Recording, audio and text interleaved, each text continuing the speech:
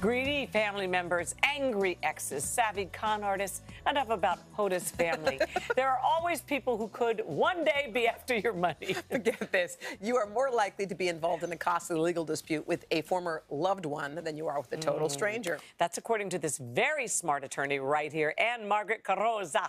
She's author of the book Love and Money that's just out, and who says the only way to protect yourself and your finances is by drawing up a contract. Well, hello. Hello. Thanks for having me. The topic of prenups always do come up with a lot of people, and I think that there's this thing that people have in their head that if I have to say to you, look, I want everything written down because I don't 100% trust you. That's kind of the and yet I'm supposed to be in love with you. I'm supposed to be in love with you. It's tricky. But I think it's all in the approach, and that was my goal with this book, to change the conversation from what provisions am I going to put into this document, as opposed to whether or not I should have one. 95% of us don't have these legal protections, yet 45% of us will be divorced. And so it ends up costing you much more in the long run than it would have if you had spent a little money at the top to get legal advice or just draw up this contract. Absolutely. Have the discussion. It's not all negative, and it's not all driven by the party who has more.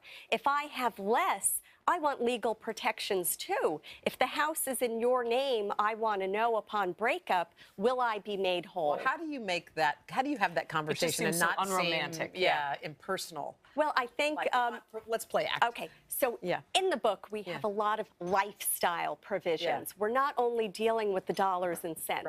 This is like a mission statement. What do we want our relationship to look like, Hoda? Where are we going to be in 5 years? But nobody knows. That's the problem. Well, you have to have goals, and putting something in writing changes a goal into a plan. When anything is important, a New Year's resolution, we put it in writing because the act of doing that ingrains it in our brain. We're reading in the notes about a post-nup. So let's say your husband comes up to you and says, hey, honey, okay, I think that we should have a post-nup now. We want to sign up some paperwork. I mean, my antenna would go up in a minute. I'd say, are you out of your... Okay, well, there are two things. The post-nup, the post-nup is usually brought about during a time of crisis.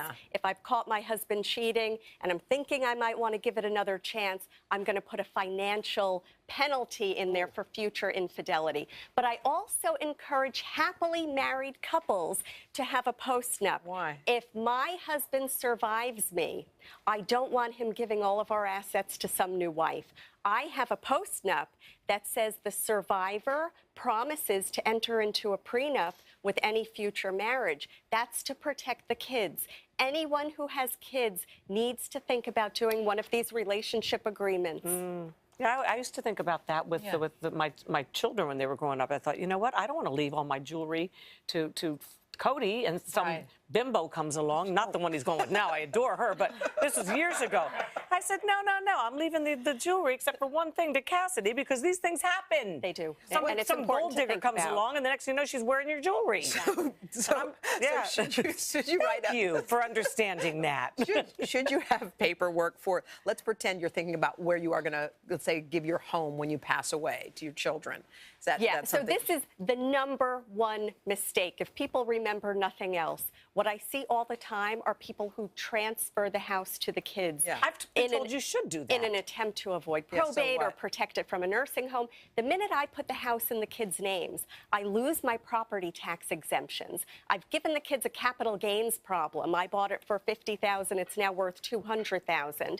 If the child is divorced, my soon-to-be ex-son-in-law has an interest in the house. And if my daughter dies, it goes with her will. You need to, you need to protect yourself. So in the book, we talk about the use of trusts to protect the house for my benefit during my life, avoid probate for the kids, save on taxes, protect a child who has a substance abuse issue. We need to customize it. Excellent. It's all great information. Thank you so much. Thanks so much.